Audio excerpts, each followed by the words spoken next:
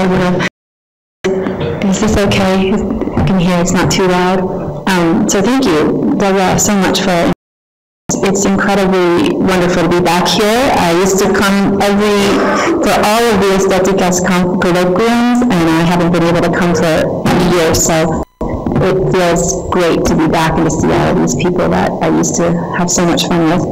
And so what I'm going to, I apologize, the title is not the title, it's the same paper. This is not right. It's my fault. But what I'm presenting today is a very short part of a much longer chapter that is part of a book project on José Clemente Orozco's Epic of American Civilization, which is his mural at Dartmouth College. And I'm going to talk a little bit about the larger organization of that project.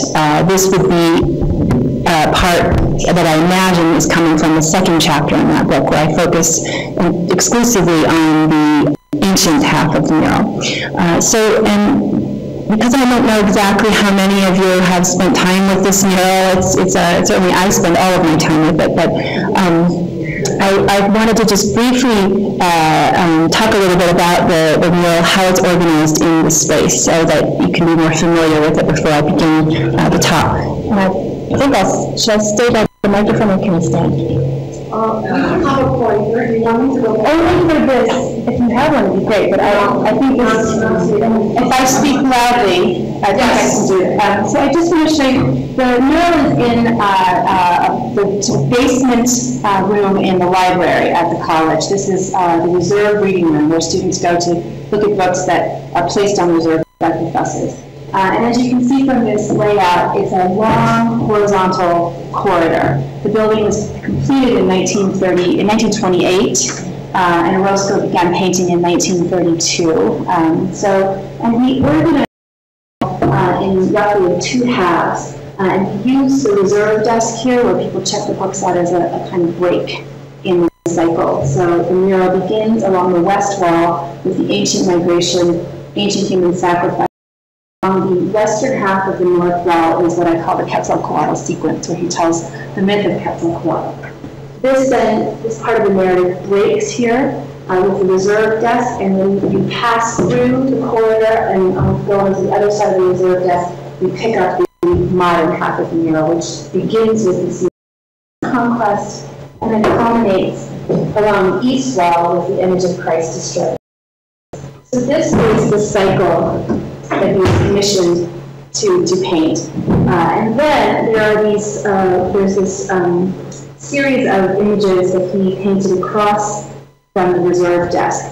And this series of images, right now I'm referring to it as the supplement. I'm trying to find a language that can characterize the fact that this lies both historically and narratively. It was added to the mural by him. It was not part of the original conception of the mural. And this is where we see the reading worker surrounded by images of man and industry.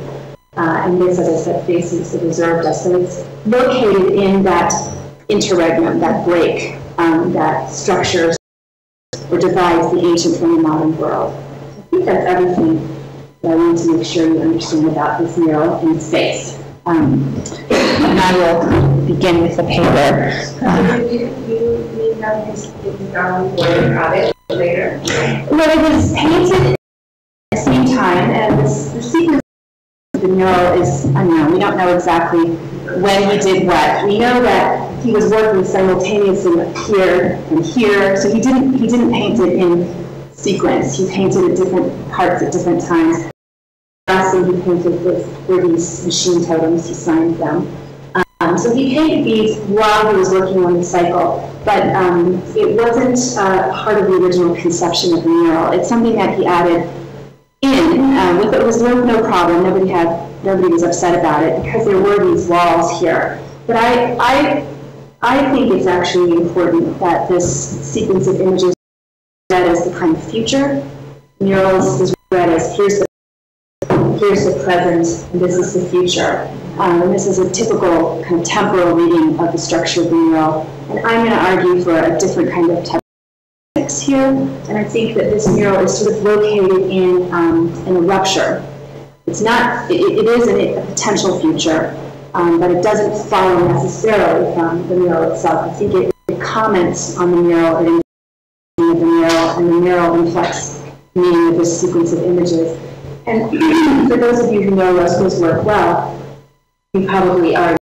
This is a somewhat unusual image for him because it seems to endorse a kind of leftist socialist politics. It's a worker. It's also one of the few instances in this mural where we have a very clearly racialized figure, and the figure is typically read as Black American, although sometimes people read him as mestizo. So it's an unusual thing for Orozco to do, and I'm still working through how I want to read this. At one point I was calling it a coda, but that had a temporality to it that I wasn't happy with, kind of an afterword. So now I'm calling it a supplement. And I don't know, I think I'll end up probably someplace else, calling it something else. But I'm also playing at the moment in my mind with thinking about it as a thinking through José is about being without history, both in the sense of not having a history and also being outside of the chronology of Western history. But I don't know, that's just something I'm playing with as I'm trying to kind of piece together this mural, which I think is actually quite complex in terms of its temporalities and its engagement with history. Is that hissing? Is that bothering you? It's okay? Okay. It's hard for me to tell what it sounds like. Okay. So I want to begin by situating my presentation today within the larger manuscript that I'm working on José Clemente Orozco's Epic of American Civilization, in which I analyze both its form and content through the critical philosophical lens of what Max Pensky calls Walter Benjamin's melancholy dialectic. So in this project, my starting point was really to take seriously these salutary observations that many scholars have made about using Walter Benjamin's conceptions of history or his critique of history. And I really found that to be a very fruitful way to approach this particular project, and I'll explain why. So Max Pensky is one of many scholars writing about Walter Benjamin, trying to tell us what Walter Benjamin meant in all of his writings. And he's coined this term melancholy dialectics, and that's the term that I'm working through.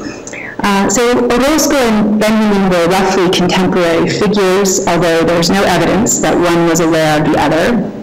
And both adopted a critical and toward historicism, and both persisted in engaging leftist politics while expressing concerns about the development of Marxism as and a philosophy of history. So I see these affinities between these two figures who were contemporaries, but who have no actual connection to one another. So there's nothing causal about my argument. Likewise, both engaged theology, and this is particularly important to me, Walter Benjamin's writings on political theology and his engagement with Carl Schmitt. I'd see Orozco doing something similar in his murals by, and particularly the way in which he uses eschatology and messianism.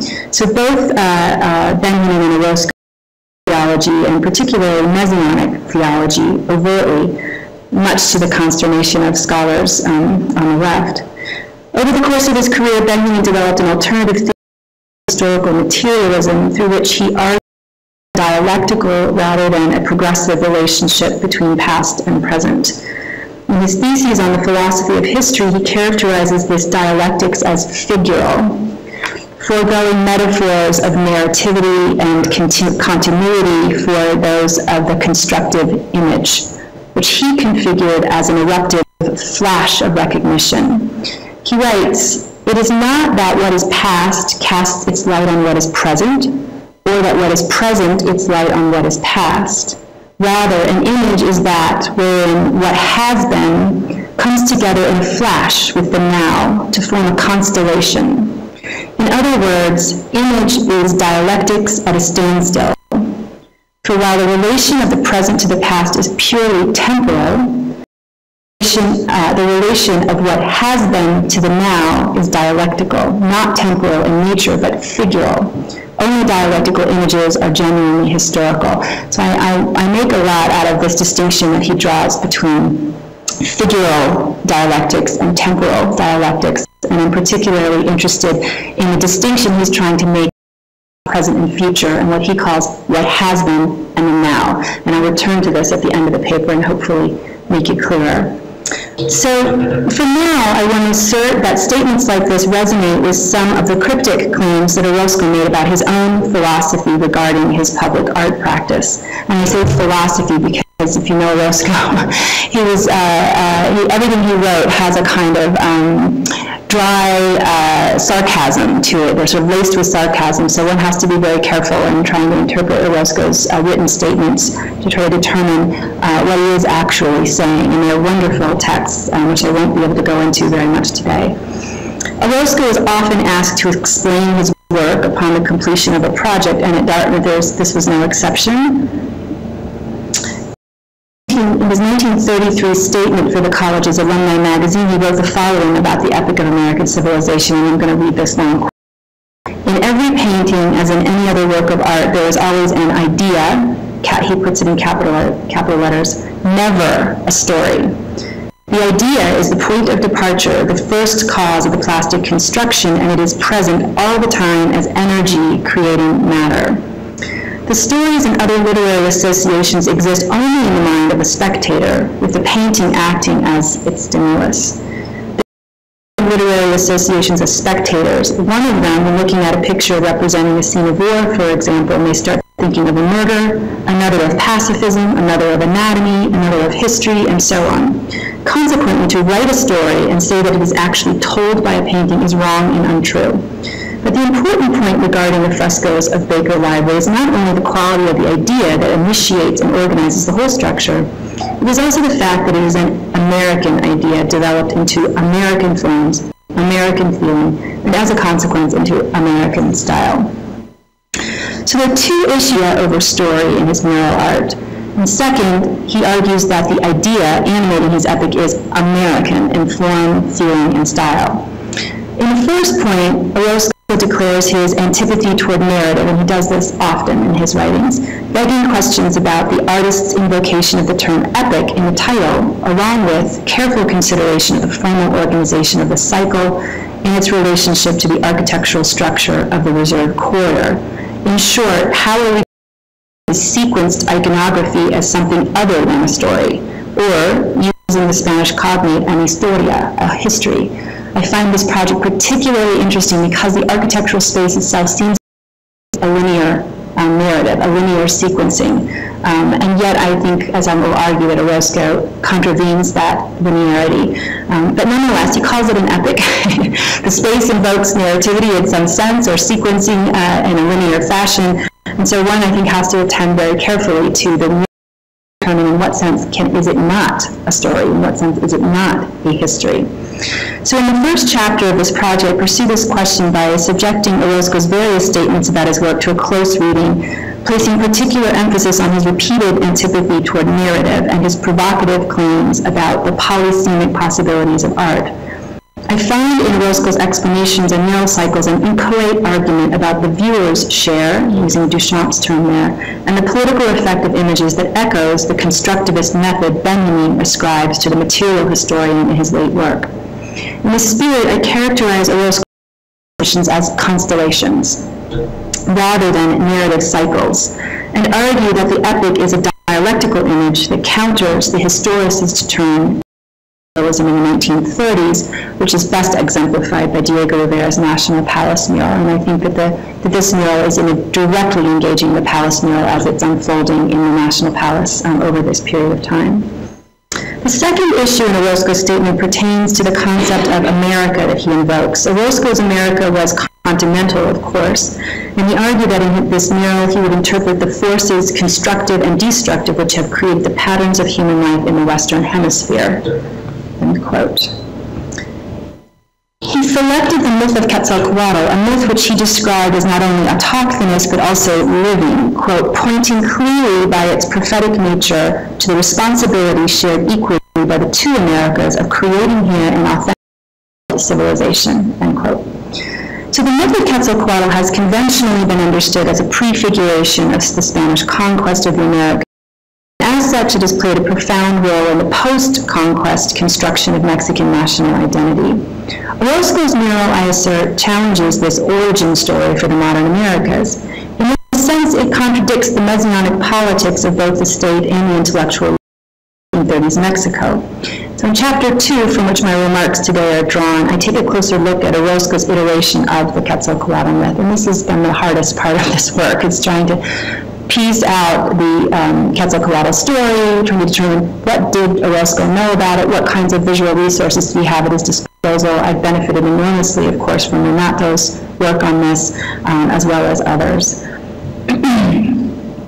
In chapter 3, I focus on the modern half of the mural, which is located in the eastern wing, and here I'm concerned with the theological framework that Orozco evokes by inaugurating American modernity within the spiritual and military conquest and situating its denouement in the scene of Christian apocalypse. This is noteworthy in the history of public art. I challenge anyone to find any other mural where the art, other than Orozco's murals, where an artist so prominently figures, where eschatology figures so prominently on the left in this period.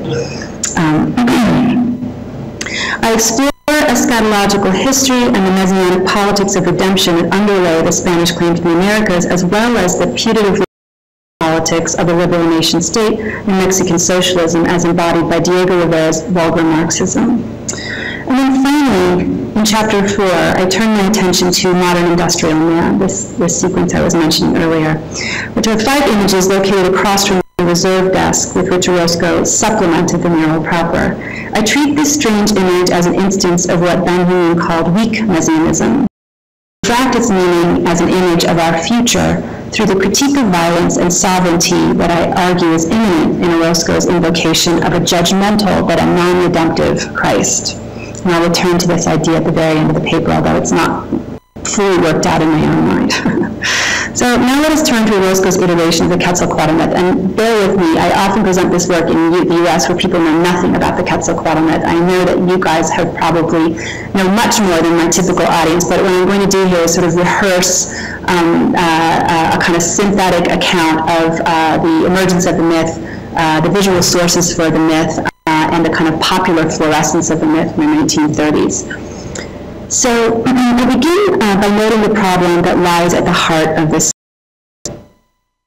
And that is, while there's ample physical evidence for the veneration of feathered serpents in Mesoamerican material culture and visual culture, nearly everything we know about the legend of Quetzalcoatl derives from post-conquest sources that, for the most part, were heavily mediated by Spanish interlocutors. In these documents, Quetzalcoatl appears variously as a creator god associated with the wind, the plumed serpent, and Venus, or associated with the morning and evening star. In creator cosmogonies, he's often paired in complementary roles with either Tezcatlipoca or Huitzilopotli, and in the histories, he was the first and last king of the Toltecs. So there are many Quetzalcoatls in the sort of material and discursive record, and I'm just giving you a sort of sampling of some of the visual sources that Orozco would have known, certainly the recent excavations of the temple at Teotihuacan. So this last attribute refers us to Quetzalcoatl's appearance as the semi-divine ruler of the fabled city of Dolan, the original earthly city and center of Toltec civilization that, according to Aztec lore, existed between the creation of the universe and the creation of their historical empire. The Aztecs adhered to a cyclical conception of time that originated in 4 cycles of creation or suns that rose and then collapsed before the creation of their contemporary world in the 5th sun. Human time was likewise conceived of as occurring in cycles of regeneration and destruction according to a 52-year century. Because of the cyclical conception of time, certain years within the 52-year cycle were associated with particular events, and for our purposes, the year when Reed, say Acatl, was associated with the east, with dawn, and with feathered serpents. The Toltecs were credited with the invention of agriculture, the advancement of the arts, and the development of higher mathematics, science, and astronomy. Their achievements were attributed to the enlightened rule of the priest king, say Acatl Topotzin Quetzalcoatl. And there are many versions of the Topotzin Quetzalcoatl legend, but generally he's characterized as an austere and benevolent ruler who banned the practice of human sacrifice. Various legends recount his having been tricked by rival gods, often Tezcatlipoca, into debauchery and sexual wantonness, which resulted in his disgraced banishment. He is said to have departed a times in the raft of serpents to the east, whereupon he prophesied his return in the year 1 Reed to reclaim his rule and to destroy the civilization that rejected him. So there's little evidence that the prophecy of Quetzalcoatl's return predates the conquest, and scholars disagree vehemently on this point, and I'm not going to take a position on this. Scholars generally do agree that the conventional association between Quetzalcoatl's prophetic return and Cortez's conquest did not cohere until the 16th century, when surviving Aztecs and Spaniards alike integrated the various pre-conquest legends associated with Quetzalcoatl into an eschatological storyline in order to explain and justify the destruction and trauma of conquest. Later sources then elaborated upon this information, confabulating new features of the story that served the interests of the colonial regime and the post-colonial nation state. The most significant confabulation for our purposes is the conflation of Quetzalcoatl with St. Thomas the Apostle. In his guise as an old world saint, Quetzalcoatl was increasingly characterized as foreign, that is, not indigenous, and as an apotheosized white, bearded leader who banished human sacrifice and taught the world how to live like Christians. However, as the story goes, these people rejected his enlightened path, and the Aztecs' failed evangelization, particularly evident in the practice of human sacrifice, was conjured as cause for the punishment of the conquest. Cortez's arrival in 1519, which coincided symbolically with the loaded year of 1 Reed in the cyclical Aztec calendar, thereby became construed as Quetzalcoatl's prophetic return. Cortez, the prototypical foreigner with light skin, beard, and unfamiliar clothing, arrived on American shores over water from the east, thereby conforming to certain key features of the 1 Reed year associated with the attributes of Quetzalcoatl. Now, that's sort of the backstory. When Orozco painted the epic, the Quetzalcoatl myth was enjoying yet another renaissance, spurred by the publication of Manuel Gagno's excavations at Teotihuacan in 1921 and the subsequent promotion of Topotzin Quetzalcoatl as an enlightened teacher and prophet by the post-revolutionary elite. So I'm just showing you some of the imagery associated with Quetzalcoatl that emerged in the 1920s in Mexico, from the illustrations, the photo reproductions of Teotihuacan in Manuel Gagno's book, to, of course, the relief carvings at the set of Quetzalcoatl, to Rivera's logo, if you will, for the Brotherhood of Quetzalcoatl, to the kind of popular iterations of Quetzalcoatl in lottery tickets, etc., to give you a sense for the proliferation of imagery around Quetzalcoatl. Like the Aztecs before them, the nascent post-revolutionary regime wielded their political authority in antiquity, appropriating Aztec constructions of Toltec achievements to legitimate their political agenda. As Itzel Rodriguez de Yarro, I hope I'm saying her name correctly, points out, Gagno's identification of Teotihuacan as the location of the fabled Tolan and his focus on Quetzalcoatl helped to legitimate the modern state centralization of political power in the federal district, while also providing a model for the outward emanation of civilization from a sacred center. Following Gagno's lead, Minister of Public Education José Vasconcelos Quetzalcoatl as a messianic leader, emphasizing his role as a teacher and prophet along with his achievements in the arts and industry. In this way, Vasconcelos grafted the figure of St. Thomas Quetzalcoatl onto his public education, equating his initiatives in public education with the spiritual leadership and civilizing capacity of the man-god in the ancient world. As part of a liberal agenda, post-revolutionary political elites promoted racial and cultural integration as a necessary step toward modernization of a predominantly rural and heterogeneous population. And from this standpoint, indigenous antiquity was valuable for its ability to provide an autochthonous origin from which a shared culture could be built, but its stigmatic associations with human sacrifice and the impoverished and degraded state of contemporary populations would have to be sanitized for any cultural integration to proceed. So the Occidental St. Thomas Quetzalcoatl thereby proved to be ideologically expedient as both an exemplary and therefore non-indigenous Indian and the progenitor of the Golden Age. He provided an ideal emblem for the post-revolutionary liberal cause. Orozco's representation of the Quetzalcoatl myth spans the west wing of the north wall. It is comprised of 3 large panels: the coming of Quetzalcoatl, the pre-Columbian Golden Age, and the departure of Quetzalcoatl. And the sequence is framed by 2 smaller panels titled Aztec Warriors and the Prophecy, which are located over 2 doorways at either end of the wall. It follows 3 panels along the west wall: migration, snakes and spears, and ancient human sacrifice.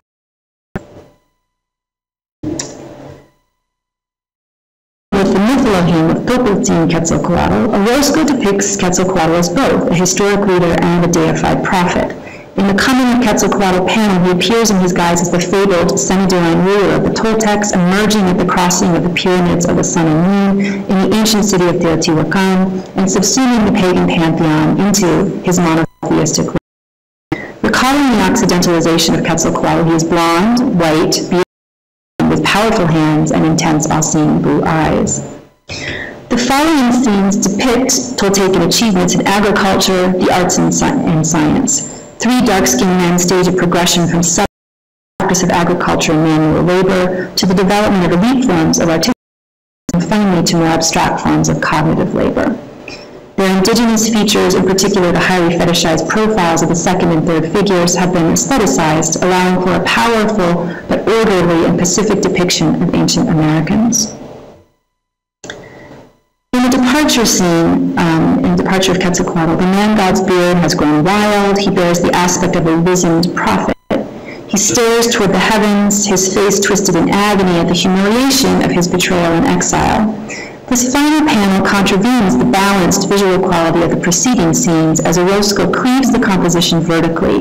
A cluster of grimacing and masked humans huddle and gesture violently to the viewer's left.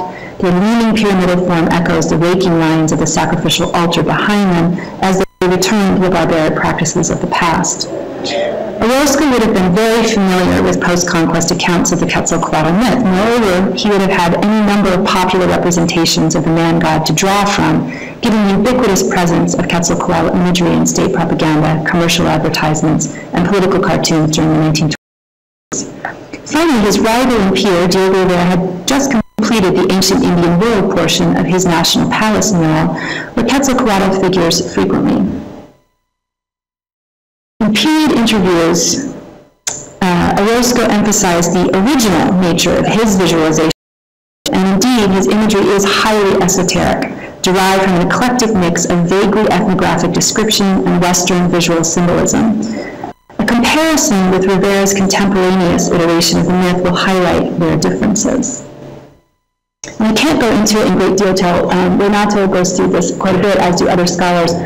These are some of the sources that have been identified as possible sources for Orozco's iteration of the myth, how he determines to visualize this story. Every book of Joe, where we see a lot of parallels visually and conceptually to the Quetzalcoatl story, to the reproductions of the pyramids of Teotihuacan in Hugh Cornyn's book, to, of course, these excerpted and reproduced images from the Florentine Codex that appears in the Song of Quetzalcoatl, which is an epic poem that's published in English in the Dartmouth Library, to this frontispiece where Lloyd Goodrich's Celebrated Lives of the Americans, where the story of Quetzalcoatl, as Topoltzin Quetzalcoatl, is narrated. All of these sources were at the time, and Renato speculates that Orozco had them and deriving a lot of his information from them. All I want to emphasize at this point is that Orozco's depiction of the myth is weird. It is not excessively ethnographic, but he's not going to pulling through the ethnographic record trying to be accurate in that sense, nor is it exclusively sort of symbolism. It's a kind of strange eclectic mix. Many people have read, of course, Theosophic through his eclecticism, and it is one of the most difficult parts of the mural to translate to a U.S. audience who don't know the story of Quetzalcoatl at all, and then also cannot make heads or tails of how Orozco has depicted the story, in particular the way he's treated the pagan pantheon. Trying to source that imagery is very difficult, and I think this is telling. I think this is important, and I'll return to why I think it's important in a moment. So now I want to compare it with Diego Rivera's National Palace mural. So Rivera painted this cycle of the National Palace between 1929 and 1935. Not only was he working in the juridical and symbolic seat of federal power, but also he began the project under the patronage of Plutarco Elias Calles' presidency and during the official ruling party.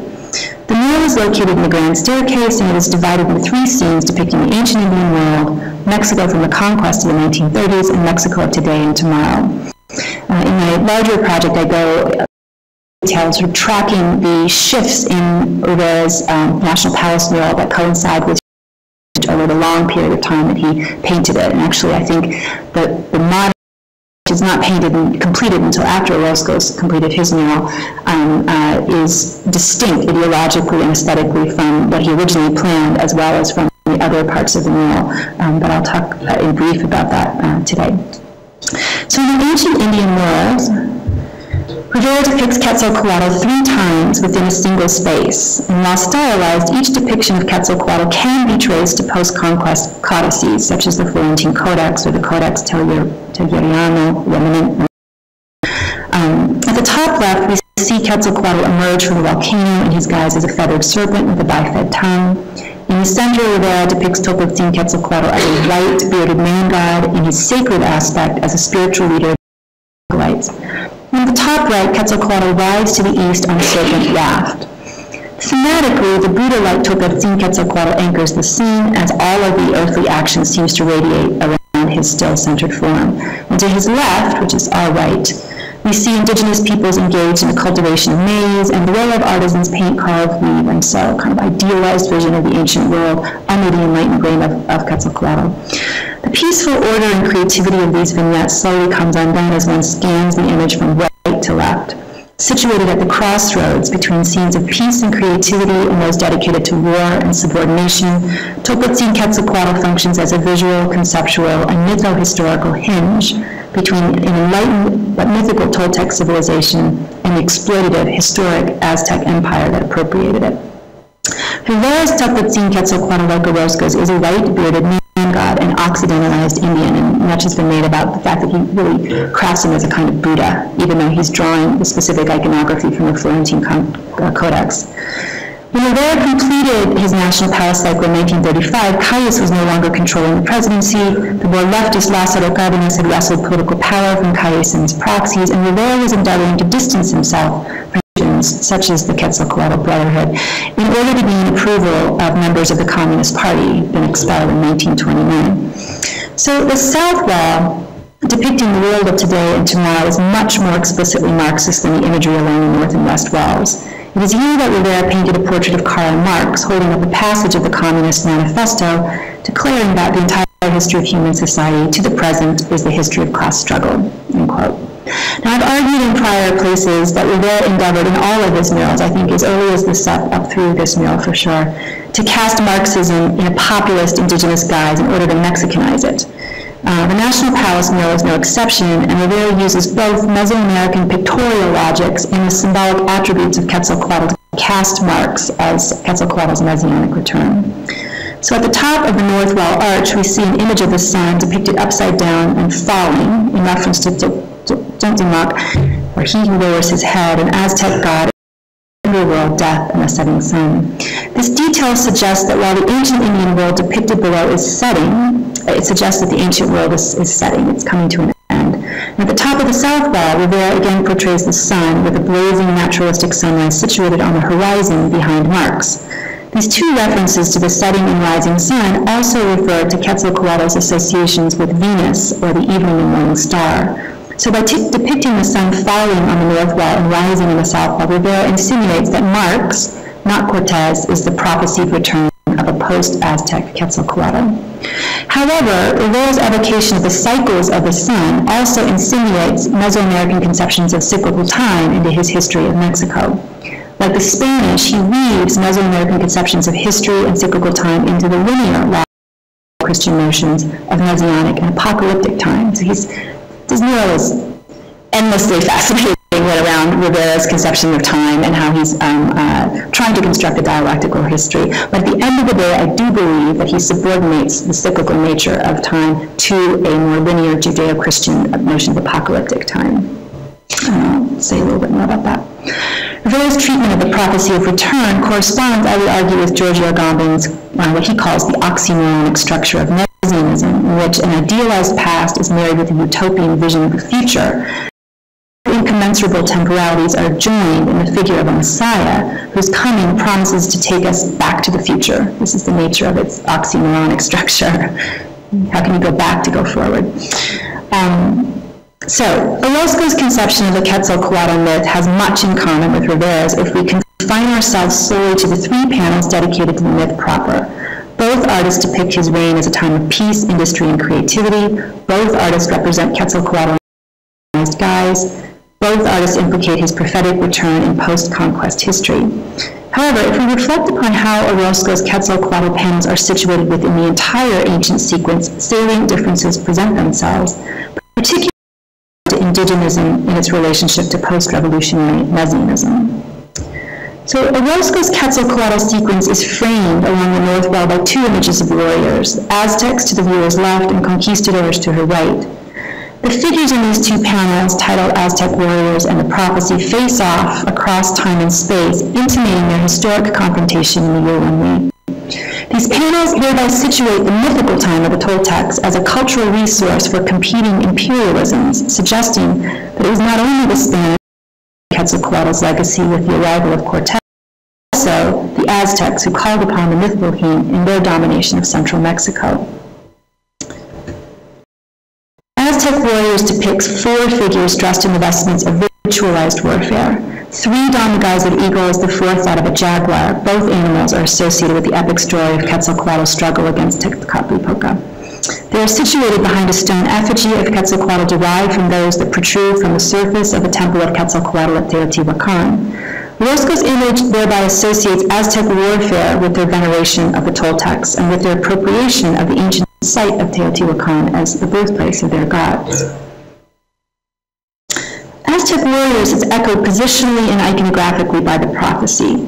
Here we see armor-clad conquistadors and horses bearing weaponized crosses.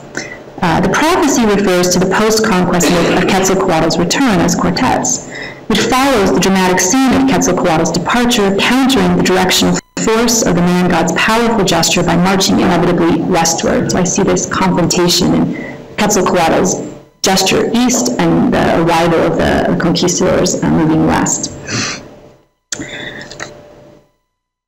So they're sort of marching backwards in time toward the Aztec warriors who stand at the ready along the far end of the wall. Their face-off across the north wall conveys a sense of inevitability, with the myth of Quetzalcoatl wedged between them, serving as the mediation of not only 2 distinct cultures and eschatological worldviews, but also between 2 incommensurable temporalities. However, rather than suturing these distinct cultures, worldviews, and temporalities together, I think Orozco's Quetzalcoatl holds them apart, literally and figuratively. He maintains their distinction and suggests that while both imperial cultures drew upon the myth of Quetzalcoatl, the myth cannot reconcile or integrate them. The myth of Quetzalcoatl does not serve, I think, as an image of a sanitized indigenous past upon which the modern state may draw to authorize its own claims to legitimate rule. Rather, in Orozco's mural, the myth of Quetzalcoatl has been allegorized, I think, as a sacred tradition from which we are irrevocably. It is a fragmentary and enigmatic set of conventions or cultural signs rather than a transcendental system to which we might return in order to bring about liberation, redemption, or truth. Far from auguring the rise of a new post-Aztec messiah, Orozco's Quetzalcoatl involves us in a Trauerspiel, or a mourning play. This is a term I take from Benjamin, of course, in which, quoting scholars of Benjamin, history, as a narrative of the human march toward redemption on the Day of Judgment, loses the eschatological of its redemptive conclusion and becomes secularized into a mere natural setting for the profane struggle over political power. So I read the entire western half of the mural as a mourning play, as a Trauerspiel, and I read the eastern half as a tragedy. And I use Benjamin's distinction between the tragic and the mourning play, or the tragedy, epic tragedies, and the Trauerspiel, to try to work that distinction out. Orozco's presentation of the Quetzalcoatl myth as a cultural resource deployed in the rise of 2 aggressive imperial powers reminds the viewer that indeed, and this is a quote from Benjamin, there is no document of civilization which is not at the same time a document of barbarism. For barbarism, as Benjamin insists, is not only a feature of the cultural treasures that any civilization amasses as heritage, such as the stone effigy appropriated by the Aztecs, it also taints the manner in which that heritage is transmitted from one owner to another. By calling our attention to the distinct semantic levels of the Quetzalcoatl myth and its role as bedrock for the heritage of 2 imperial civilizations, Orozco allegorizes it.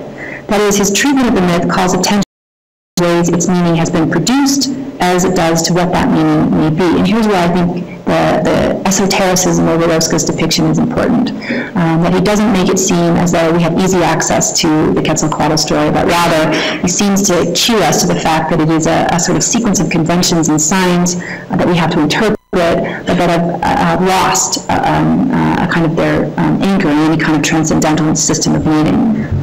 So to better appreciate the ways that Orozco's presentation of the Quetzalcoatl myth foregrounds the dialectic between civilization and barbarism, I think we need to attend to the panels on the West Wall that further situate the myth within the rise of Mexican civilization. Ancient migration and ancient human sacrifice reveal that Orozco's view of Aztec culture is wholeheartedly negative. Not only does he depict the Aztec foundation myth of migration into central Mexico as a grim and physically unforgiving journey, but he also refers explicitly to the practice of human sacrifice, and this is unusual. We take it for granted, but it's actually quite unusual, and it's particularly unusual that Orozco would give so much space of this mural to this highly stigmatized practice of the ancient world in the United States, where even in the 1930s, the fact of human sacrifice is consistently being used to denigrate Mexico and Mexican history and cultural heritage. Orozco crafts a clear distinction between the civilization of the Toltecs and the violent aggression of the Aztecs by referring explicitly to the practice of human sacrifice, a stigmatized feature of Mesoamerican civilizations that Rivera, for the most part, downplays in his murals. In the National Palace mural, he refers obliquely to sacrifice by showing tributes and a priest presiding over a ritual offering. And in his Cuernavaca mural, he shows human sacrifice, but in that context, he's situating it as a parallel with the Spanish Inquisition. Mudman has more to do with the regional politics of Cuernavaca vis-a-vis than it does with Mexican history. So if Rivera's National Palace mural testifies to the tendency in Mexico to use Quetzalcoatl's prophecy to suture together the historical and cultural chasm, and that's Enrique Flores-Cano's term, separating ancient Mesoamerica from the modernizing post-revolutionary state, Orozco's epic resists this temptation. In his handling of the prophecy, he suggests that Indians and Spaniards do not share the same history, or for that matter, the same conception of time. Susan Gillespie elaborates on the relationship between conceptions of time and history among the Aztecs. She notes that while the Aztecs did have a conception of linear time, the cyclical prevailed. Cyclical time, she explains, is, quote, measured in infinitely repeatable cycles so that it continually returns to its 0 point, and a single event therefore occurs every time the cycle repeats, end quote. She notes that because cyclical time asserts continuity between past, present, and future, that the past is not understood as fixed, but rather it is mutable so that it can conform to and explain events happening in the present. She refers to this conception of temporality of history as prophetic history, because its role was not only to explain what had happened, but also to explain. Prophetic history is divinatory rather than a mechanism for keeping time. Now, the Spanish adhered to a conception of time that was both linear and eschatological. As Enrique Flores-Cano argues, eschatological time in history has, quote, sharp, positive beginnings, a story of unfolding events revealing the purpose of God and man, leading up to the dramatic climax of Christ's life and death, and after this, the pilgrimage of mankind to its final doom, which would also come at a precise moment in time, end quote. This narrative and anthropocentric conception of time a distinct beginning, but also definitive endpoint when God's kingdom will be restored through the coming of a Messiah. Time runs in one direction and is endowed with apostolic, messianic, and providential resonance. For the Aztecs, revising their past to emphasize Quetzalcoatl's prophecy of return was in keeping with the prophetic function of history. But for the Spanish, the prophecy of return was understood as the arrival of a providential man who would bring about not only vengeance against non-believers, but also the eternal glory for God's chosen ones. So Rivera took this mystical Catholic understanding of prophecy and secularized it, situating Marx rather than Christ as the redeemer of a post-colonial Mexico. Like this, he coded the prophetic Aztecs with the theological logic of Christian messianism, converting Quetzalcoatl's prophecy into a harbinger of proletarian providence. Quetzalcoatl's prophecy is not only an instrument of legitimation for Rivera's modernizing Marxism, but also it fixes indigenous civilization in an idealized past that serves the interests of the triumphant present. Rivera's ethnographic approach partakes of what Benjamin calls empathic reconstruction, and this is why I think it's important that Rivera is so careful about sourcing his Quetzalcoatl imagery. He really does want us to read it as accurate in an ethnographic sense. The Reserve retained, his mural presents an eternal image of the Mesoamerican origin for the progressive unfolding of history toward its redemptive end. And the reserve retained in this past, what Benjamin refers to as the reserve, that is the practice of human sacrifice, for example, is not allowed to disrupt the triumphalism of the present. Whereas once upon a time crafts Mesoamerica as a cultural treasure to be claimed by either the modernizing state or its Marxist component. Orozco, on the other hand, marks the traumatic shift from cyclical linear conceptions of time, from prophetic to eschatological history, and he does this by representing Quetzalcoatl's prophecy twice. Once as prophecy, and then again as the inaugural act of historical conquest. And I think this is really, you don't have to represent the same event twice. And the fact that he does, and that they abut one another, although they're divided by the reserve desk, I think is important. And I'm working through Deleuze's conception of repetition as difference, as opposed to similitude, to insist that this is actually not a repeated image, but rather an image that marks an important difference. So these two scenes are adjacent to one another, but separated by the reserve desk, which functions physically as a chasm or an eruption between the ancient and modern Americas. Prophecy is the last panel along the eastern wing of the north wall, and it follows the Quetzalcoatl sequence. Its figures face away from the reserve desk and look instead toward the Aztec warriors depicted in the first panel on the north wall. The visual relation between these two panels suggests the action of a circle, drawing the eye back and forth across the wall, but containing its movement within a self-referential system in which the Aztec appropriation of Quetzalcoatl foretells the return of a conquering god, and the arrival of conquistadors seems to confirm the divinatory nature of the past. The cyclical movement functions as imminent critique of the Aztec deployment of the Quetzalcoatl myth Elohim, as its portent of destruction augurs what David Orozco calls the irony of empire. The ancient half of Orozco's epic brings these ironies to the fore, for as the viewer moves across the chasm of time and history, the conquistadors arrive again, and this repetition is the difference. If the conquistadors are an anonymous mythic force in the prophecy, they are all too identified with the arrival of Cortez. The tall, ironclad figure of Cortez stands astride a pile of dead bodies. A solemn fire accompanies him and plants a gangrenous cross into the rubble of Mesoamerican civilization. There can be no doubt who the figure is in the image on the right, whereas the image on the left, I think, is genericized. It's a conquistador, but it's not Cortez in particular. So on this side of the reserve desk, there's no corresponding image of the wall that would send the viewer back to its prophetic origins. Cortez's conquest inaugurates a linear unfolding of events as the propulsive point of origin for the narrative of doom that unfolds across the western half of the mural, and which seems to culminate in a Christian apocalypse. I say seems because I view Orozco's unconventional rendering of a last judgment in this panel as a refutation rather than an endorsement of Messianism, Christian, pagan, or otherwise. And I actually read this image as a kind of conflation of Pantocrator, Last Judgment, and Ecstasis.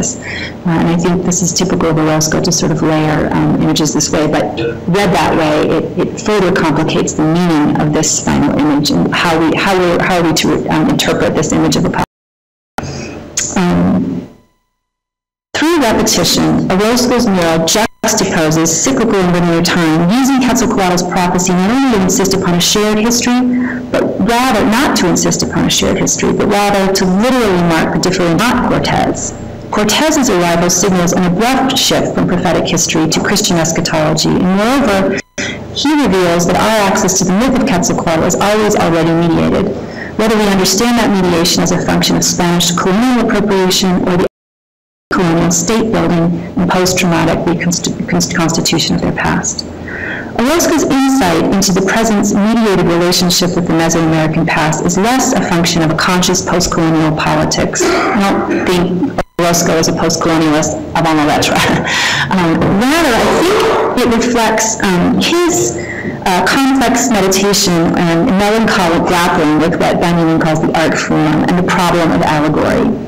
Recall that Orozco melancholically acknowledges narrative as the viewer's share. He says, in every painting, there is an idea, never a story, and yet there are as many literary associations as there are spectators. And he's not like Duchamp celebrating, he's actually acknowledging it in a melancholic way, saying, this is not what art's about, but nonetheless, this is what people do with art. They make stories out of what we do. He seems to invoke an unexpressed absolute idea, while nonetheless conceding the historical contingency of the work of art reflected in the many spectators will attribute to it.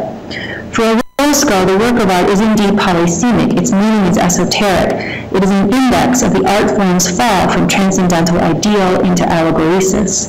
The idea, if it registers at all, emerges as a consequence of the formal poetry of the work, with fragmentation and recombination as its procedure. And this goes back to Benjamin's conception of the constellation as a constructive image that takes fragments and puts them together.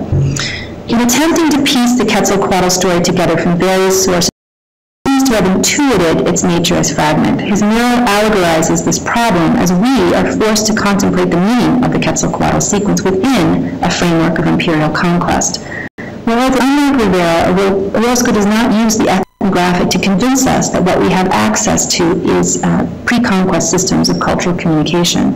In fact, the perennial problems that scholars and viewers have while trying to interpret the Eastern Ring reveals just how unmoored Mesoamerican legend is from any fixed and transcendent meaning.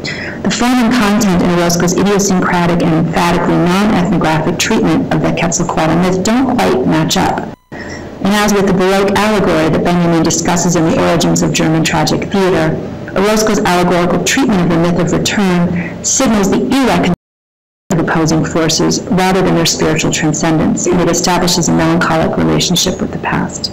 So I'm heading into the conclusion here. Orozco's epic presents us with an ontological crisis of the modern world and of settler modernity in particular. Read against the grain of Rivera's and the post-revolutionary state's faith in progress, Orozco's mural characterizes the modern world as a spectacle of death, debased fragments, and alienation. Unlike Rivera, who approaches the past empathically, attempting to convert a history into a story of progress and triumph, Orozco draws our attention to the relationship the present has forged with the past. His procedure is figural rather than temporal. His juxtaposition of the prophetic history and cyclical time of the Aztecs with the linear and eschatological time of the Spanish conquistadors illuminates the crisis of what Benjamin calls the now time. That's my little symbol for the now time. I would argue his procedure is figural rather than temporal. His juxtaposition of the prophetic and cyclical time of the Aztecs and the Spanish conquistadors illuminates a crisis in the now.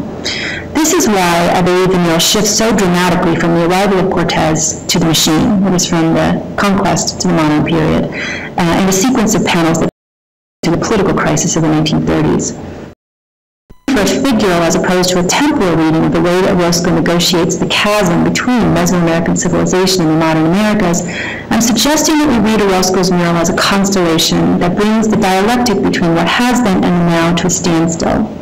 However, Orozco's epic does not dispense with time or memory, and in my concluding remarks I want to return to Benjamin's alternative conception of the material historian in order to better elucidate the differential concept of time that the mural employs. This is my attempt to visualize the distinction between historicism and Benjamin's conception of eruptive time. So while Benjamin criticizes the empty, homogeneous time of historicism, he nonetheless adheres to what Howard K. Gill characterizes as a differential conception of time. There is an ontological distinction between temporalities of past, present, and future. Our grasp of historical human time, he suggests, existentially through differential modes of memory, expectation, and action. Thus, in his conception of a material dialectics of history, he transposes the existential experience of time onto the practice of history, but reverses its directionality. Rather than recollecting the past in order to anticipate the future, the critical philosopher foregrounds the presence experience of the past, producing a historical intelligibility necessary for action. The constellation he forges between the past, present, and future is an image, writes Max Pensky, quote, in which the category of anticipatory hope is cast upon the past, and the category of recollection is imposed upon the future. Rather than situating the present on the continuum of progress, it characterizes the present as a crisis that commands us to see the concerns of an oppressed past as our own. Orozco's allegorical handling of the Quetzalcoatl myth of return may produce historical intelligibility necessary for action. His references to barbarism and genocide acknowledge that the reserve of the past disrupts rather than reifies the present. However, the politics of the work inhere not in the artist's conception, but rather in the viewer's capacity to see the concerns of this oppressed past as their own. And this last point is particularly cogent given the location of Orozco's mural versus that of Rivera's. Whereas Rivera was painting in Mexico City in the center of power and for a federal patron, Orozco was painting his epic at a small college in New England. Rivera's message was crafted to fortify the pretensions of the ruling elite. His national epic sought to lend authority and validity to the modernizing designs of the post-revolutionary nation-state. Orozco, on the other hand, was painting for a U.S. audience.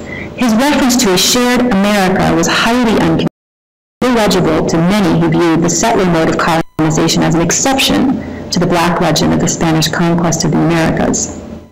Moreover, his emphasis on the deployment of indigenous culture as a legacy of empire was anathema to the self-perception of U.S. Americans. He viewed the origins of their nation-state as a fight for democracy against an inauthentic power of an overseas monarchy. That is, the way that we conceive in the United States our history and our relationship with indigeneity is absolutely different than the way people do in Mexico. That is, there's no accounting for colonialism in the American sort of imaginary or the status of being a settler state. It's not part of the ethos of our national imaginary. Finally, the racial point of view of indigenismo had a less purchase in the United States during the period when the U.S. government was in the process of reassessing the effects of the Dawes Act and its attendant allotment and assimilationist policies. So while playing Indian had in the U.S. and at Dartmouth, the radical identification with indigeneity espoused by Mexican artists was indeed foreign to the sensibilities of a predominantly white Anglo-Saxon and Protestant student body who largely viewed native peoples as a fantasy projection of their highly ritualized sport and leisure culture. Thus, Orozco's command that the viewer at Dartmouth see the concerns of an oppressed past as his or her own rubbed against the grain of U.S. conceptions of historical progress, regional exceptionalism, and racial privilege. So I'm going to leave you then with Orozco's supplement, wherein he depicts a dark-skinned working-class man. Through this reconfiguration of the Dartmouth man, he imposes upon us in the United States a different kind of historical recollection. This is one of the prepared Orozco did for the final image, and you can see, as he often did, he worked from life. He had a Dartmouth student model for him, and the original drawing revealed this is a square job, crew cut, blazer-wearing Dartmouth student. The fact that he very consciously transforms him into a working class and probably African-American man is intentional. There can be no mistaking in this case. And I think he's demanding that the viewer of this mural, which would be a Dartmouth student checking out a book, identify with this figure, which would be a radical demand at that point in time and to this day. To see his or her history somehow reflected in this figure would be sort of impossible. So if we take up the task, this task of this command, we might answer to the anticipatory past, that a shared past, and it is to this shared responsibility that I think Orozco sees the living myth of Quetzalcoatl pointing. So that's the conclusion of the paper. I want to just note at the end that I'm sort of working through right now the problem of melancholic dialectics specifically through the sort of scholarship in Mexico. I'm thinking of Roger Bartra's Cage of Melancholy, obviously Paz. And also, though, I'm thinking and trying to sort of think very carefully about the distinction between myth and history, in particular José Rabas's Without History, as I mentioned before. So this is an unresolved part of the chapter where what I don't want to do is verify the distinction between myth and history, to argue that they are these ontologically distinct realms, but rather find a way to acknowledge Orozco's calling attention to that distinction in this moment. That's what I think is important. So I haven't quite worked that through, but I wanted to signal that I am aware of this sort of issue, and I'm trying to kind of figure out how best to, so as not to seem like I'm setting Orozco up as this fabulous post-colonialist, but still to sort of honor what I think are the imminent political insights of this mural. And this is something I see in all of Orozco's work. I see an imminent politics that is belied by the kind of period discourse that he's involved in. I'll stop there. Thank you.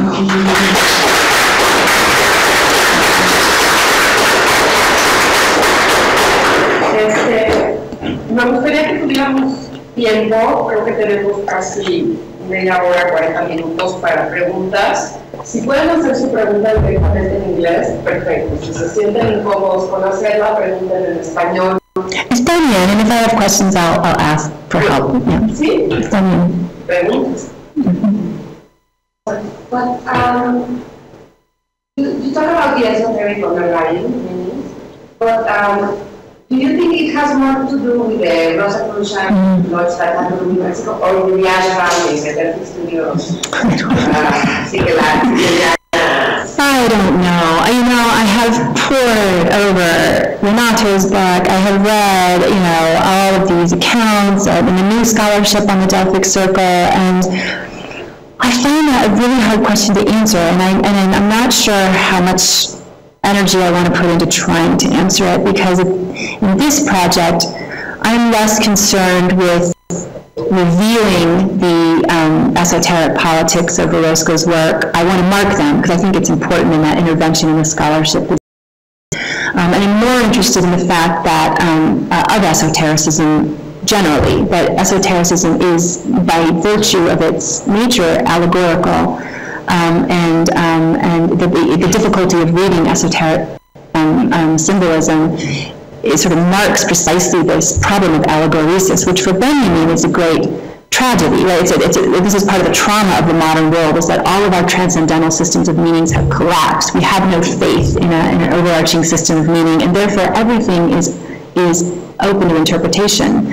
And he sees this, that it's important to recognize that, whereas other scholars like Panofsky want emphasis and redemption always in allegory. And I'm kind of working with that idea in Orozco's work. So I don't know. I feel like this mural, because of where it's located in Orozco's career, is an important hinge between his early kind of theosophic and Rosicrucian associations in Mexico, and then his involvement in the Delphic Circle just prior to making this mural. But I also see him in this project sort of moving away from those immediate influences, as he's really, at this point, I think, developing a kind of what we call a mature style and kind of conceptual language. And what I like about this mural is that it's still messy.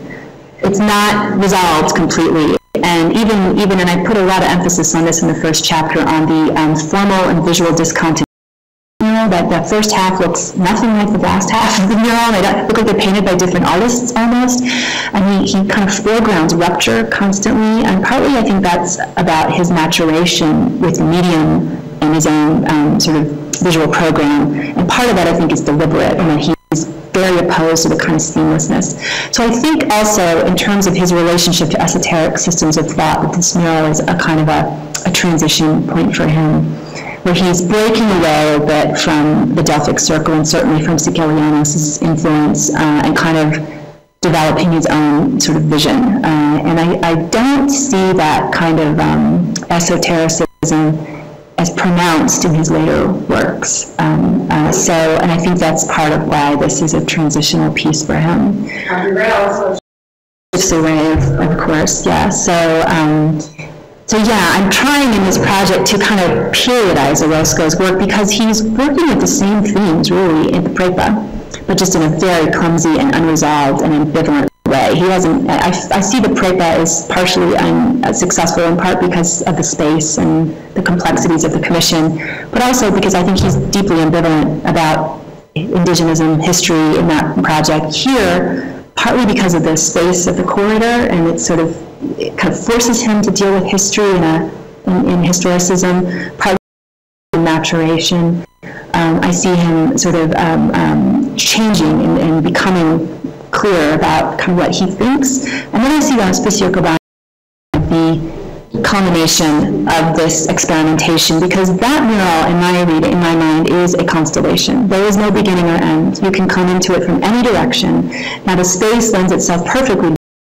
He is the artist who could see what that space could do for history, in that he's got all of these images from the conquest montage together in this sort of radiating constellation, sort of brought them together. And so I see this mural as a kind of for that, but by then I think he's become very clear in what he wants to say about the conquest, what he wants to say about violence, what he wants to say about fascism. Whereas here, I think he's still a little bit fascinated with antiquity and trying to work through historicism in this mural. But that's, that's about all I can say about that. More questions? Get very clearly. Sorry. It's okay. The way you use the term scatology. I'm using that term out of the literature on Christian history. It comes, Orozco uses it, and it's the term that is used from conceptions of linear time are in a sense rooted in the life of Christ and the spiritual sense that history begins with the birth of Christ. His death marks a sort of a turning point. Human history is this sort of unfolding to the end point in time when Christ will return and restore first the kingdom on earth and then eventually the kingdom in heaven. And so even with secular notions of time where they've stripped away that Christian narrative, the sort of notion of linearity, of a clear beginning, moving progressively towards some sort of future perfect, these scholars would argue, is conceptually eschatological, that is rooted in the religious story of the birth and death and return of Christ. Does that help explain the term? So, in the next chapter of the book, I work a lot with the scene of conquest and messianic, mystical interpretations of the conquest. And there I get into much greater detail about the mural is structured by theological notions of time and power. But I don't have that part of the project fully worked out. Yeah. It seems to me that after the Mexican Revolution, the intention of the official party was to make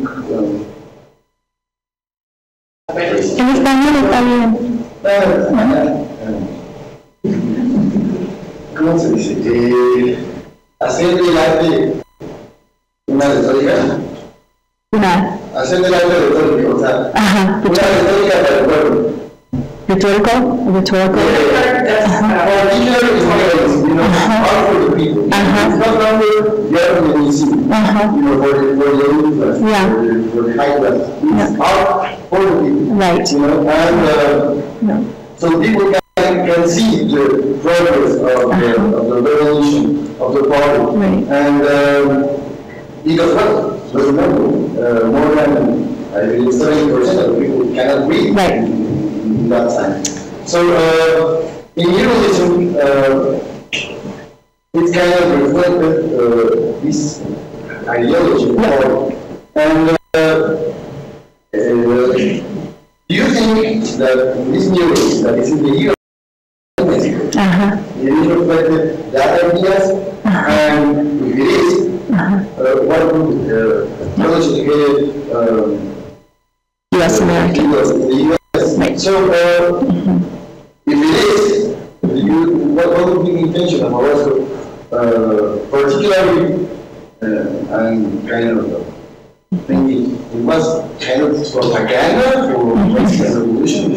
No, so this is a really important issue, I think, and it's really important to my project. I think it's very important to constantly remind ourselves painted in the United States for a very particular U.S. audience, a very white, very Protestant, very wealthy and elite audience at an institution that is private and only accessible to elites, and a library that is only accessible to elites. You can't come into this library at this time as a member of the general public. And I think, and Renato and I've talked about this a lot, I think this was really kind of a profound realization for Orozco to understand the kind of politics of private property in this very embodied way in the United States. He had all this access to the materials, everybody treated him really well there, but he recognized the exceptionality of his position, that no one else like him is in this space. Now, so it's important, I think, to make those distinctions and to really acknowledge that it was intended for a very different audience,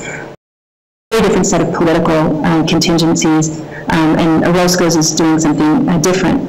I'm very influenced by Renato's distinction between the esoteric and the muralist endeavor to speak to a general audience, just in figuration and in recognizable imagery. They are also speaking to an elite. There are two messages in Rivera's national palace, at least two.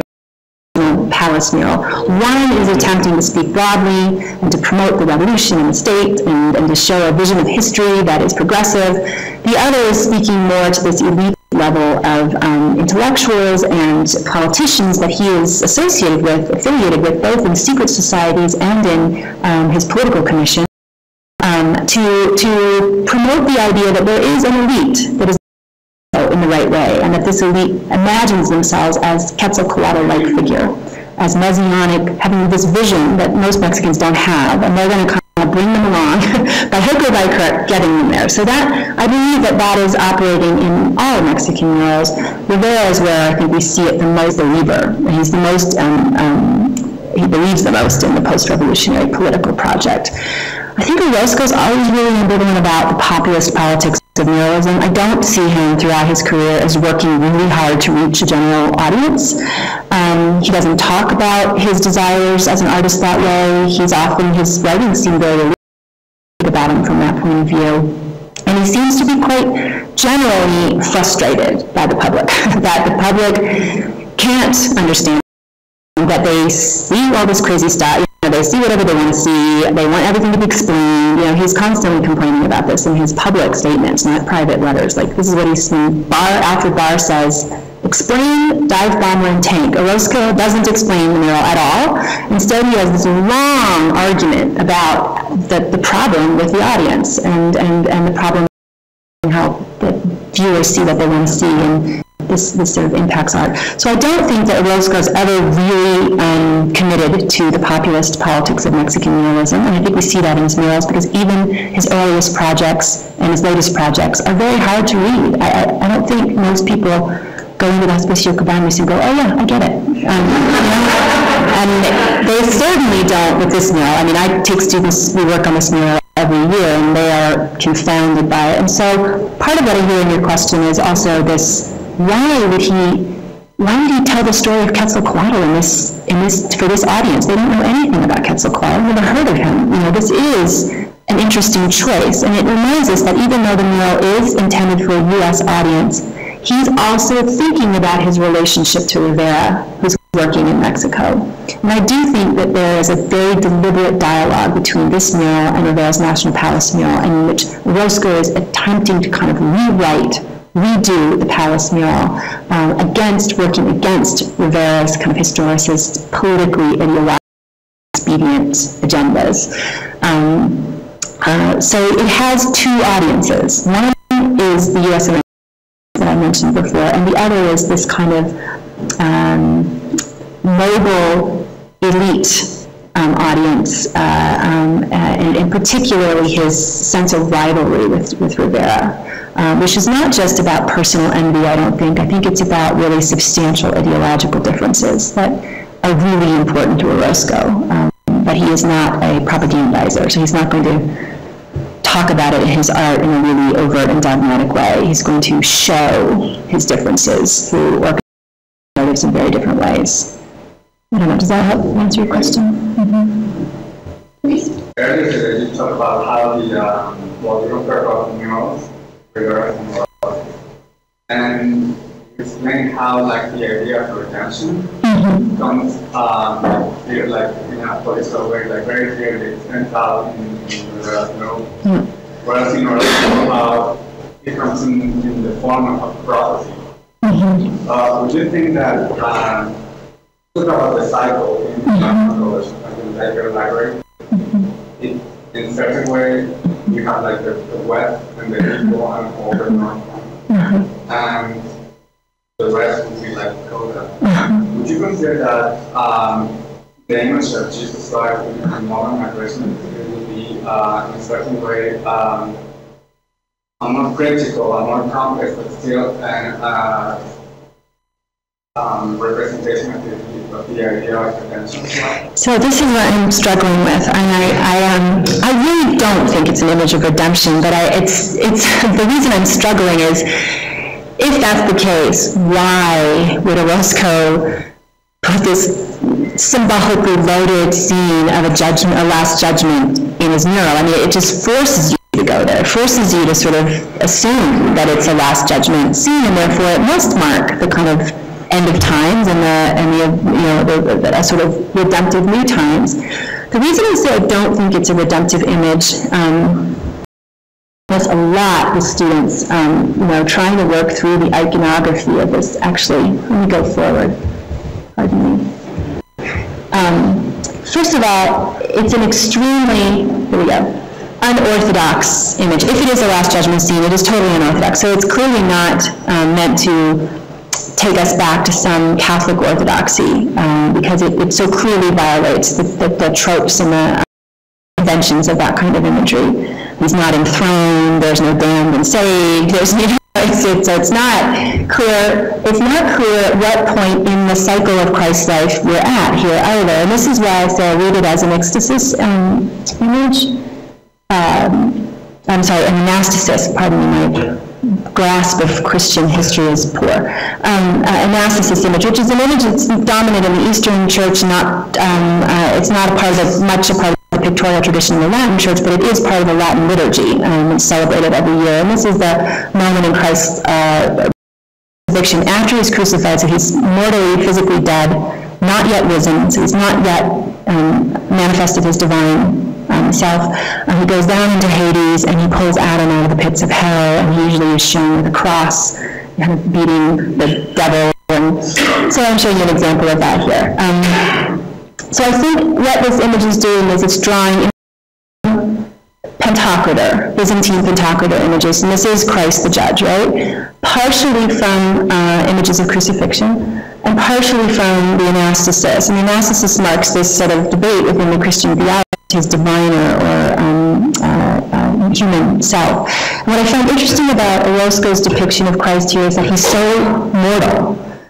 His skin is flayed, the marks of his crucifixion are still present, he's got this sickly color, chopping on the cross, and this is a motif that Orozco repeats over and over and over again, an image of total destruction, but also rejection of his redemptive role, in a sense. If you read the crucifixion as the necessary step toward Christ, intentionally sacrifices himself to bring about human redemption.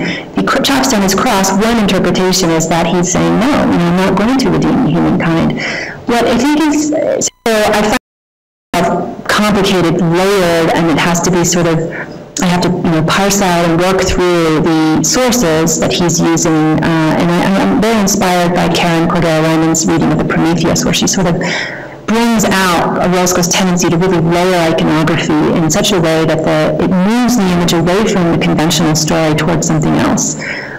But also the image in the mural is actually not this mirror image, it's this thing called the chains of the spirit. It's in that little nook in the alcove. Here, I think if we look at this, we think, well, how can this possibly be an image of transcendence or redemption when all we see are chains, weapons, keys, and vultures with clerical collars presiding over presumably the keys to the church, the keys to hell. So I feel like Orozco takes us to the place where we assume with an imagery that we would assume is going to foretell redemption, but he actually pulls back and doesn't provide us with any iconography or any scene that would fulfill that sense of redemption. There is no post-image that presents us with a future sort of perfect world the way Rivera does. Rivera shows Marx, and Marx is pointing to the horizon, and there's this beautiful city, and it's all going to be wonderful. And that's where I think the image, the supplement, is important, because this begs the question, is the supplement the future? Is it the redemptive, the image of a redeemed mankind? And I I think that it's not. I think it's a question, not a conclusion. And the reason I say that is, where's the image of all of it?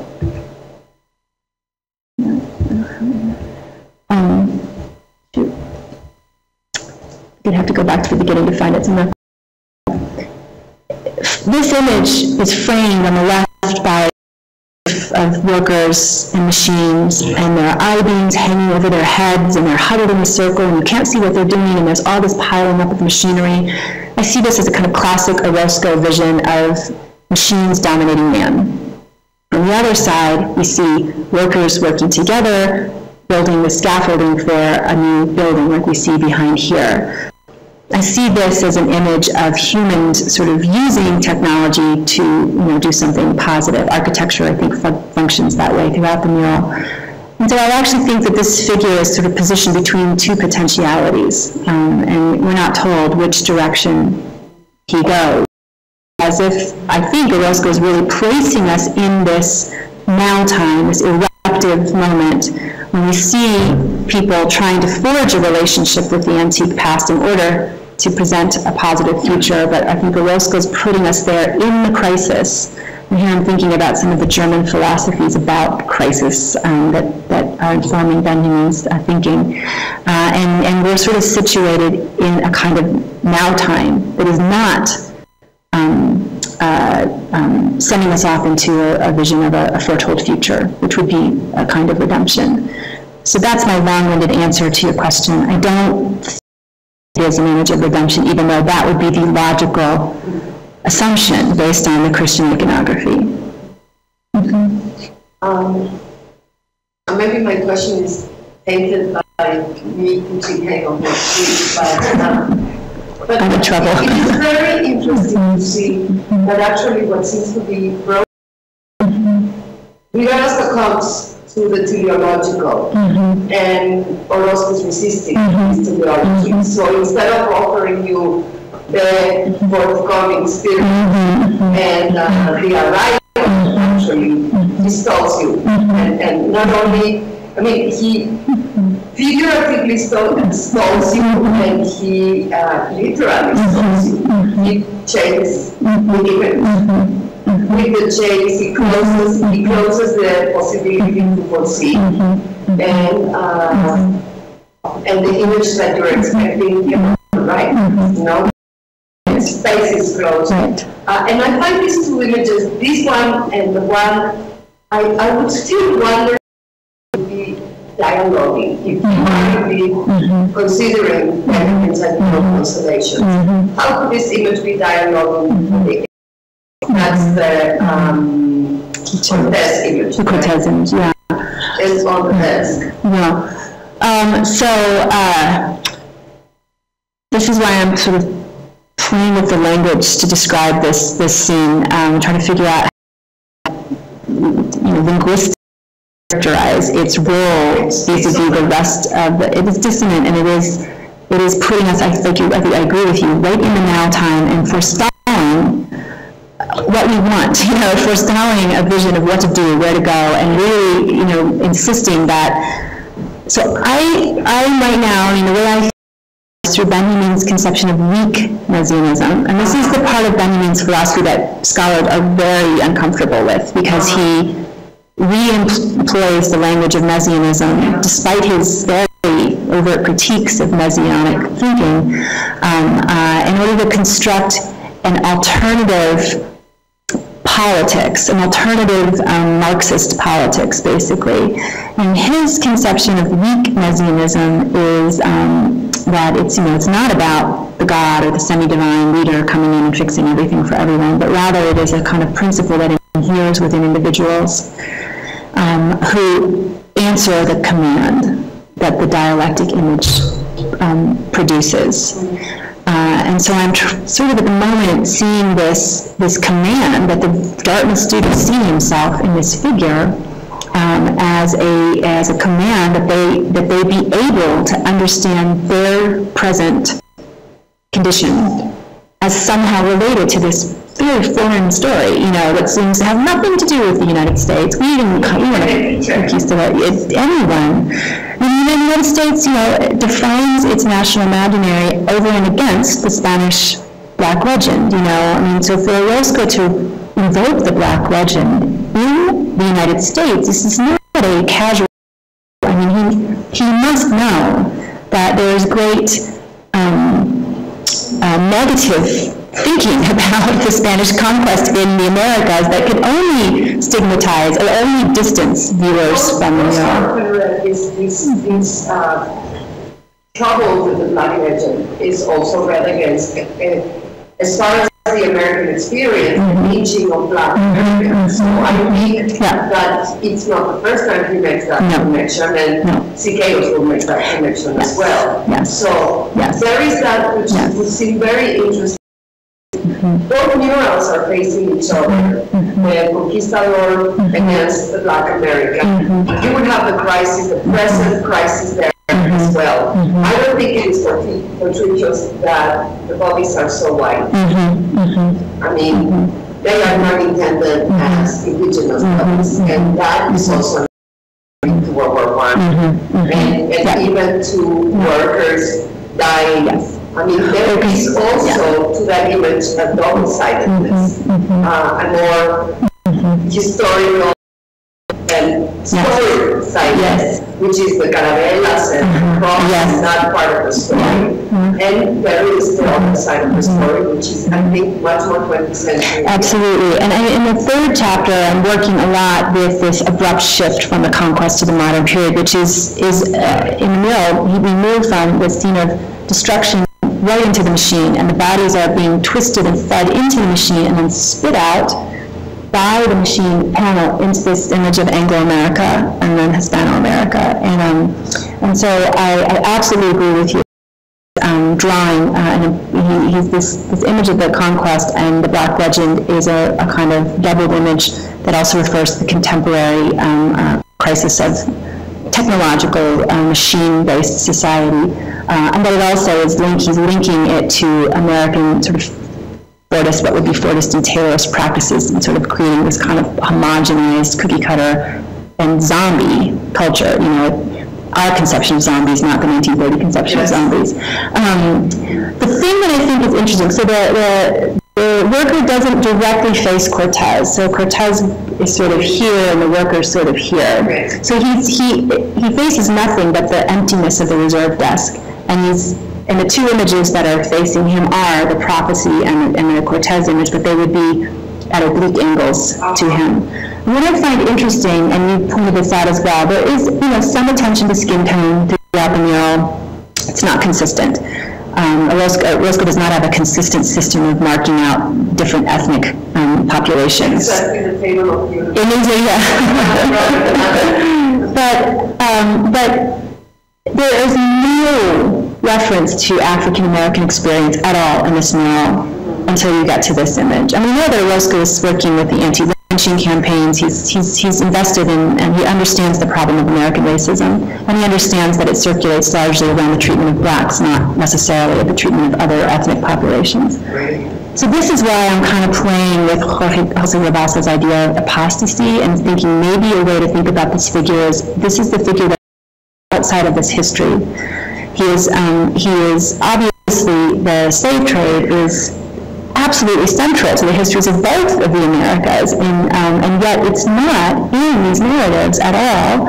And so I wonder, by referring to an African American man, which again is a very unusual thing to be doing, reading African American, that Orozco is also pointing to a aporia within this history that has to be addressed, but that he doesn't integrate into the history. And I wonder then if this isn't, again, kind of a larger part of his critique of the Mexican historicism, when the history of blacks is invisible, as well as U.S. American history, where the history of blacks is invisible. And even though it's a big part of our story of the Civil War, etc., African Americans are not protagonists of American history. They are victims of it. They are imagined as objects, slaves, and there might be something happening there.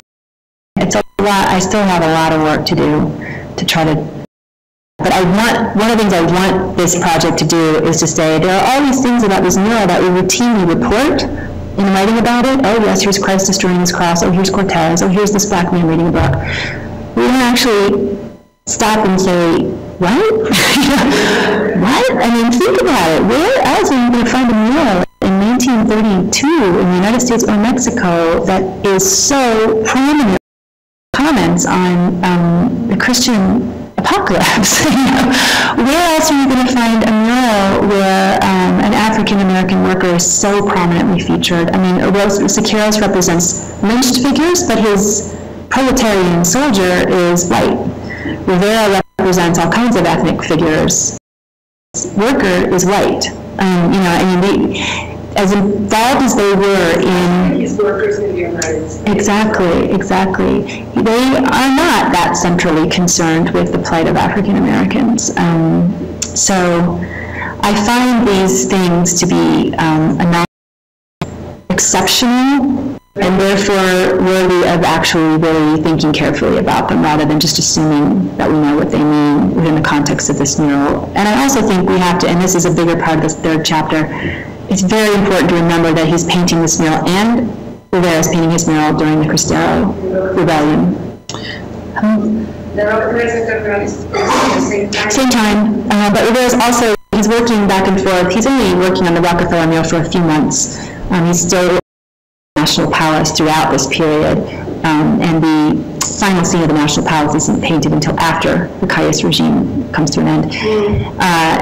But he's publishing drawings for that scene in international magazines and the New Masses and things. So Orozco, I think, knew kind of where Rivera's thinking was. But I think you see in Rivera's mural a very explicit reference to the Cristero Rebellion but I think it's also important to be thinking about and the fact that Orozco is painting this mural during this Catholic uprising. And so again, this to me makes the presence of this Catholic iconography all the more charged. What is also very interesting is that this is only the only space of emotional repose. It's the only place where you can breathe in the whole cycle. And that again brings it out even more as anomalous. Thank you. Have you ever any contacts, like what about censorship or what? Yeah, we don't have the material. So the college, it gives him total freedom. He can do whatever he wants. Although, as part of the negotiation, when his people are kind of lobbying, there are two art professors at Dartmouth that are pushing the president hard on this commission, and ultimately Abby Rockefeller pays for it. It's a college. Rockefeller Bakery. It's all male at the time. It was so Abby Rockefeller paid his salary anonymously. So at the same time that the Rockefellers are paying Rivera, she's fascinating for her kind of support of Mexican art in this period. But anyhow, so he does sort of pitch the idea of an American myth. So the idea of Quetzalcoatl, which they're really into. They think this is great, an American myth, just like Prometheus is this Western myth. But they don't ask for any drawings or any kind of preview of what he's going to do. And then there are these interviews that he conducts with the different art professors. The structure of the mural is quite different, the way he's describing it. It is far more progressive, and he even claims that he's going to show the modern Quetzalcoatl in the image. He doesn't say who it would be, but now my sense is that early description is it's either he changed his mind because he couldn't figure out how to depict the positive present, or, and I think the more likely case is that he was kind of pitching a positive thing to his patrons, and then he was being a little bit duplicitous. He wasn't telling the truth. And then very quickly in these interviews, it looks a lot more like what we see today.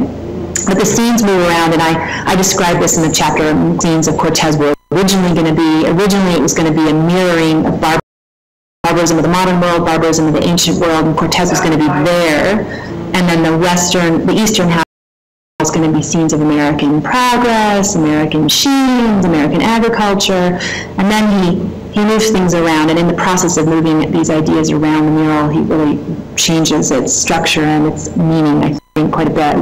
And I think that's just a function of the process itself. He has no censorship, no threat of censorship at all. He's very supported by the and the students. There is, however, an enormous amount of unhappiness amongst the alumni who, even before the mural the paint is even dry on the wall, are writing letters to the president about this Mexican communist Catholic, putting Catholic images on a Protestant, building these awful modernist paintings which are out of step with the great culture. I mean, they're complaining about everything. And we have this whole correspondence.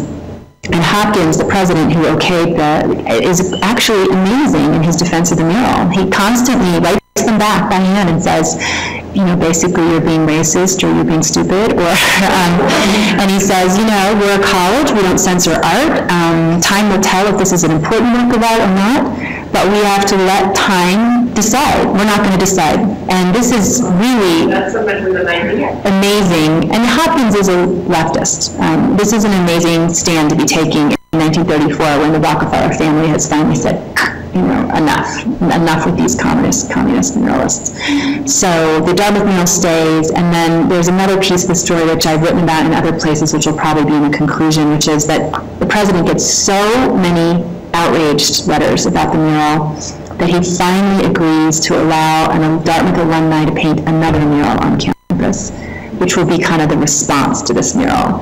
This mural is the foreigner's view of America, and the mural that the alumni paints would be a true Dartmouth mural. And so that mural was painted in 1938 by a very second-rate illustrator muralist.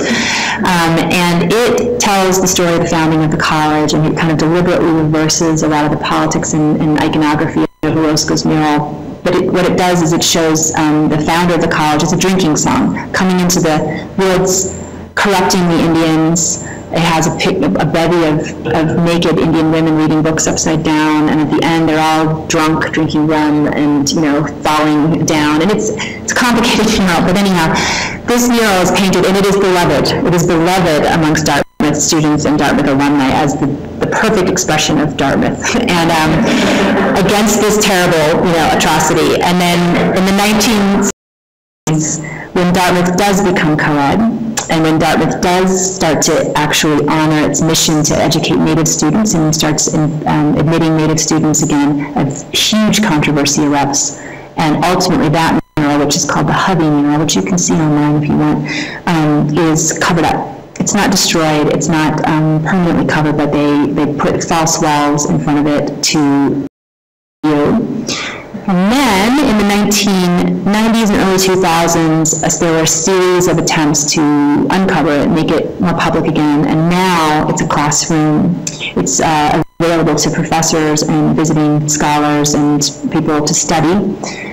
We teach it in our classes, but it is not just open to the public, because in the 70s the sense was that the mural was so offensive to Native peoples, and we have a huge population of Native students in our college, that it was just too violent of a thing to just have open, that people can wander in and say, what is this? You know, why are there pictures of drunk Indians on the walls of an Ivy League college?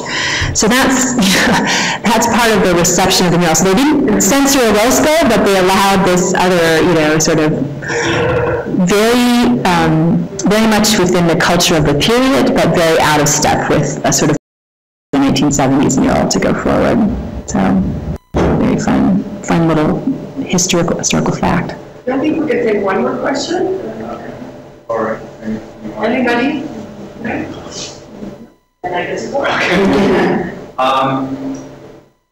The Dartmouth, like the paint wall painting in Dartmouth were at the same time. I think that the Rivera after Rivera finishes that mural in 1931, I think, and then he goes on to the Rockefeller 1932, and then he starts the Rockefeller mural. So that mural is, but Orozco knows that mural. Well, my question was about in what you have called the cracker of the noun, Orozco represents the machine, and the machine that he represents is very different from those represented by Rivera and Detroit. Would you consider that the idea of Benjamin about mechanization work? Yes. So chapter, I go a lot into the relationship between Orozco's depiction of industry and race, and Rivera's depiction of race at the Detroit industry murals, because in those murals, of course, we all know the machines, right? And it's this sort of kind of wonderful vision of a machine world in which every ethnicity is contributing, you know, to the production of cars. But it's framed by these large allegories of the races of the world that are also emblems of natural resources, coal and all the things that go into the making of cars. And I think that Orozco, obviously, his depiction of industry is completely contrary to almost all of the iconography of industry of the period. In fact, his machines aren't machines, they're unrecognizable. Actually identify any functioning machine. They also are, they completely occlude the landscape. So we think of something like Charles Shearer's sort of ambivalent images of the River Rouge factory, where nature has become mechanized, but nature is still there. Here, no nature. And then I think his very pointed commentary on the racial politics and imaginaries in the United States and Mexico are in a conversation with Rivera's arguments in his murals about race and nature.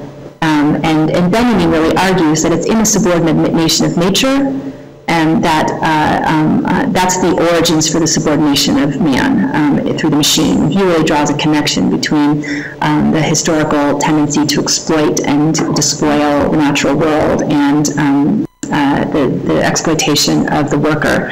And I think that we see something like that here in Orozco's mural. So he's there's also, I think, a very clever engagement with American regionalism in the period, you know, where they're sort of constructing this rural image of America as a Protestant, you know, the town hall meeting is the bedrock of democracy, and, you know, I mean, there's sort of a very powerful discourse about what the United States is in this period that Orozco is literally representing, but in doing that, he's ironizing it. You know, there's no way we can read this image of Anglo-America as positive, and yet it is pretty much a literal transcription of what Americans or U.S. Americans are saying about themselves in this period, about their waspy culture. So I'm kind of fascinated by the Zizek's brief little description of the characterization of the zombie in his reading of Children of Men,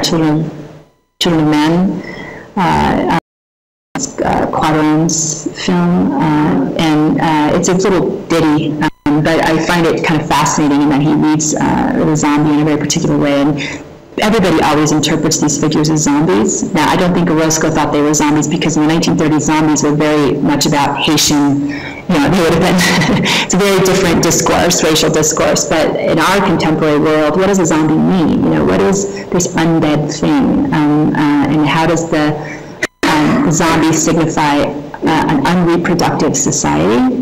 And I think that's kind of a fascinating way to read his Anglo-America, which has this kind of masculinized woman and this homogenized population, putting that next to the machine. The machine is typically a metaphor for productivity, and the female body in Rivera is always a metaphor for reproductivity.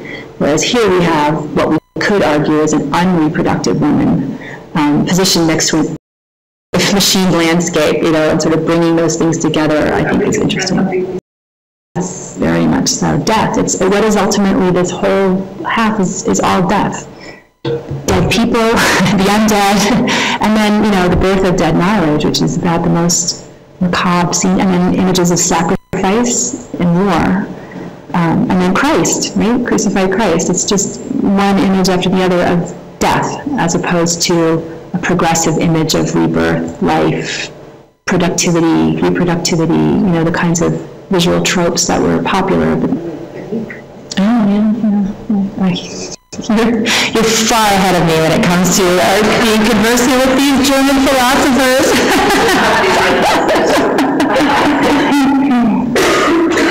Well, thank you very much for listening.